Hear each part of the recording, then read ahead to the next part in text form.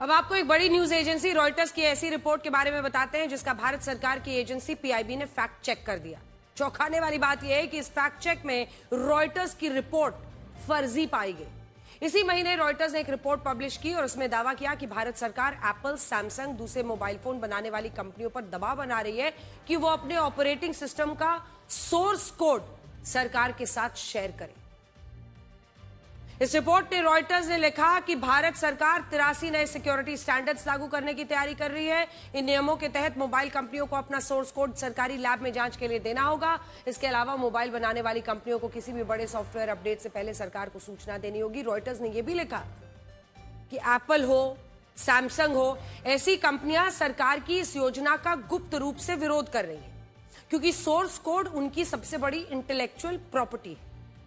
Reuters के इस दावे का भारत सरकार की एजेंसी पीआईबी ने, प्रेस इंफॉर्मेशन ब्यूरो ने फैक्ट चेक कर दिया और कहा कि यह दावा फर्जी है, भ्रामक है।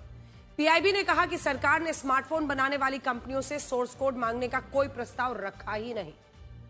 इलेक्ट्रॉनिक्स और इंफॉर्मेशन टेक्नोलॉजी मंत्रालय सिर्फ मोबाइल फोन की सुरक्षा को लेकर इस इंडस्ट्री से जुड़े एक्सपर्ट्स और कंपनीज के साथ रूटीन चर्चा कर रहा है और यह सुरक्षा मानकों को बेहतर बनाने की सामान्य प्रक्रिया है। अभी कोई नियम नहीं बनाए गए।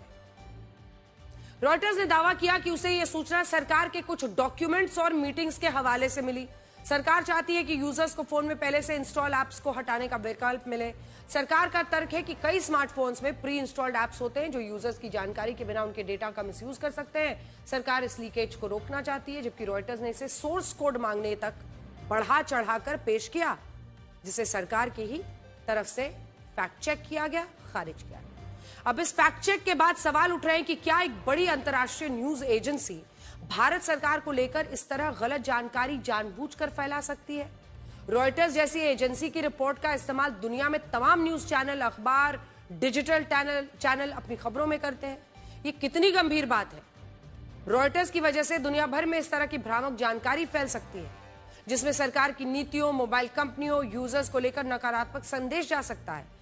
आज आपको यह भी जानना चाहिए कि आखिर सोर्स कोड क्या है और क्यों भारत की टेलीफोन यानी मोबाइल फोन बनाने की तेजी से बढ़ रहे ग्राफ से कई लोग बड़े परेशान, हताश दिख रहे हैं, जिसकी वजह से सोर्स कोड को लेकर यह अफवाह फैलाई गई। सोर्स कोड किसी भी सॉफ्टवेयर या ऑपरेटिंग सिस्टम का बेसिक डिजिटल ब्लूप्रिंट होता है।